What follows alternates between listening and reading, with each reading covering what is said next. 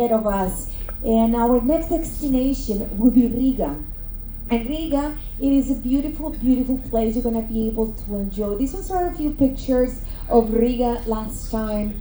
Beautiful, beautiful cobblestone streets, windy streets, mixed with a lot of beautiful buildings, but as well with the modern vibe. So as I said, Riga will be our next stop in this itinerary. And Riga is the beautiful capital of Latvia.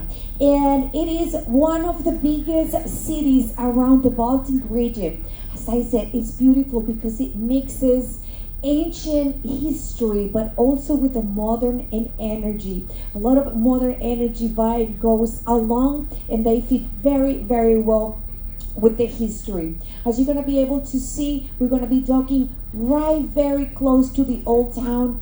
These beautiful buildings, they are charged with a lot of history, that they embrace their own Latvian history. As I said, it was going to be right there around the area where we're going to be talking, right there by the river. Even if the city is a big city, it is very walkable. You're going to be able to walk around the old town.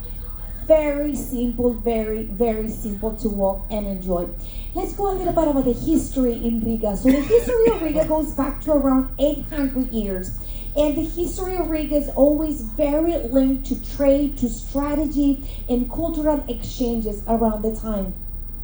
It was actually founded in 1201, and Riga really quickly became one of the most important ports around the Baltic because the trading. Remember, they worked together in something that were called the Hanseatic League. So this Hanseatic League was a group of cities that they joined together to join forces to gain a lot of wealth around the area. They were actually controlling the trading industry back in the days. So they joined, Riga joined this Hanseatic League, and of course they gained a lot of wealth, but also they became a lot of influence around the area because they get really quick access to the Water River, connecting the river, the inland, with the big Baltic, and not only the trading, but also discovering new lands.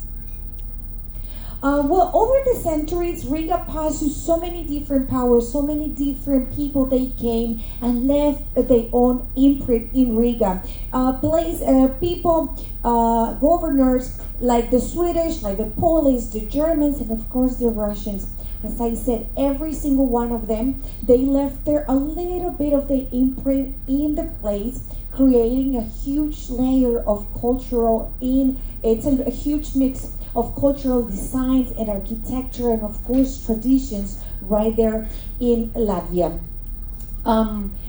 Riga actually, unlike other places in the Baltic, Riga escaped to the massive destruction after the war. That is why we're gonna be able to enjoy a lot of the buildings. They're very well preserved in really good pristine conditions. Later in the late 19th centuries, at the beginning of the 20th centuries, Riga reflourished again, but this time it was the time for the architecture. A lot of those beautiful buildings, they came up with something very unique called Art Nouveau. Art Nouveau, it is this beautiful style of architecture around the area, and you're gonna be able to enjoy all around town. In fact, they said that 1/3 of every single building, they're gonna have this unique style. It is beautiful, it's charged of history. And the best part is, as I said, it's a mix of many different cultures that they pass along Riga. Now, nature plays a very important role around the area. It is very green. It's green friendly. A lot of different animals, wild animals, they live around the area. Riga is going to have channels. They're going to have the river right there. And of course, the massive Baltic Ocean access. This is the canal. And the canal was originally part of the city medieval defense. Now it is a river that they flows around the city and offers all the visitors very calm paths where locals they enjoy around the summertime. You're gonna be able to see a lot of people around the parks picnicking, enjoying this beautiful channel. Well, Riga is actually considered one of the greatest capitals around the Baltic. As I said, a lot of different parks. Nature is right there at the fingertips, not only for the locals but also for the visitors like us. We're gonna be able to enjoy a lot of greenery around the area. Now let's talk about the logistics for tomorrow. Very, very quick. We're planning on getting to Riga at 8 in the morning. Everybody needs to be back on board no later than 3:30 p.m. And the weather for tomorrow, I've just checked, is around 63 Fahrenheit or 17 Celsius. Now, how to get to town? How to get to town is very simple. There's many different ways you can do it. The most popular is walking. Now, can you see this bridge right here on the picture? Yep. Yeah. Well, this is one bridge. We're going to be docking actually behind that square building right there. So this is right here, the main town. Walking, it is very doable, probably 15-20 minute walking. For those of you who do not prefer walking, there is going to be taxi services outside the port terminal, as well as hop on hop off services that will be right there outside of the building. I took a picture last time we docked. We literally dock right there in downtown. As soon as you get off the ship, you're gonna turn right. You're gonna find this bridge right here. You're gonna climb all the way up to the bridge, keep walking, and then to the left, that will be where you're gonna find the old town. If you're gonna take taxis, right here on the first picture, as soon as you get off, you're gonna be able to take taxis. Now, for those of you who are gonna have excursions, oh, this is the map. Remember, you have access to a map through your app. Very simple to download it on your phone. You just need to go to Journey, show the entire ship schedule, find the day of Riga, and get a screenshot of the map. Some information about the places we're gonna visit, places you must see. Also, they can be found in the map. As I was saying, for those of you who's got, well, I'm going to go that into the excursions in a second. Now, what to do when you get into Riga like a local? Well, definitely eating. The food is very peculiar in the area, however, it's also very, very delicious. One of the typical dishes around it is the green pea, the grape peas with bacon. It's a classic dish in Latvia. Very, very filling. As well as the bread, the rye bread. It's dense, it's stark, typical in the Baltic area as well. Last but not least, they have a lot of connection with the ocean, and of course, fish will be part of the everyday cuisine, as also the smoked meat. Very, very delicious and traditional in the area. Now, what to purchase to bring as souvenirs back home, traditional in Latvia, the cheese and the honey that they produce, they are very high quality and as well part of the everyday life in the area.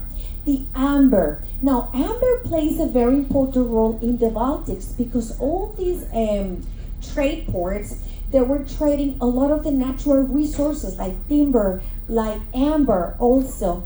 And amber, they decided to add it into some cosmetics. So there's going to be a lot of cosmetic lines with amber in it. Last but not least, the black balsam, and gives very good chocolate and very, very delicious desserts. Now, places you cannot miss now that you're going to go to Riga. There are so many. I just picked the top 3. Definitely number 1, Riga Old Town with this beautiful Art Nouveau design. Great photo opportunities for you to walk around downtown. The Art Nouveau district, which is gonna be able to show you a lot of this great art along the area, along the time in Europe. And last but not least, the Central Market. Also, they're gonna have a lot of different options for you to taste the delicacies right there from the downtown. Remember, all the short excursions that take you to all these places, so please make sure if you don't want to miss one of these, go and see them on deck number 6 for more options for you. All right, top 3 excursions for you to not miss in Riga. This one, it is the ethnographic open air museum, where you're going to be able to learn a lot of the history about Latvia through all these generations, a lot of history, a lot of the powers that they came to transform the area, transform the people, and transform the art until what we're going to be able to see. The second one, it is the scenic Jurmala and Jomas Street. Now, Jurmala is actually the seaside resort of Latvia. A lot of people, they enjoy their summertime in the area. And it's also very well known for the delicious art that you're going to be able to enjoy. Not only the Art Nouveau, but the villages that they have, like timber houses around the area. Very unique and picturesque pictures that you're going to be able to see and to take around there.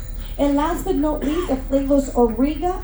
If you are a foodie like me and you would like to delight yourself with delicacies from the area, this is definitely for you. We're going to take you around the old town as well as well-guided visit where you're going to be able to enjoy, as I said, different dishes from the area, from Latvia. Remember, they do sell out, but still they got some available places and spots for you to enjoy.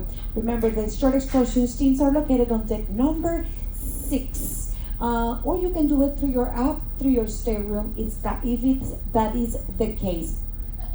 Now, these ones are the tickets. The ticket, they look just like this. Remember, time and location they're going to be showing on your ticket, and it's not necessary for you to show up way before the time that says on your ticket.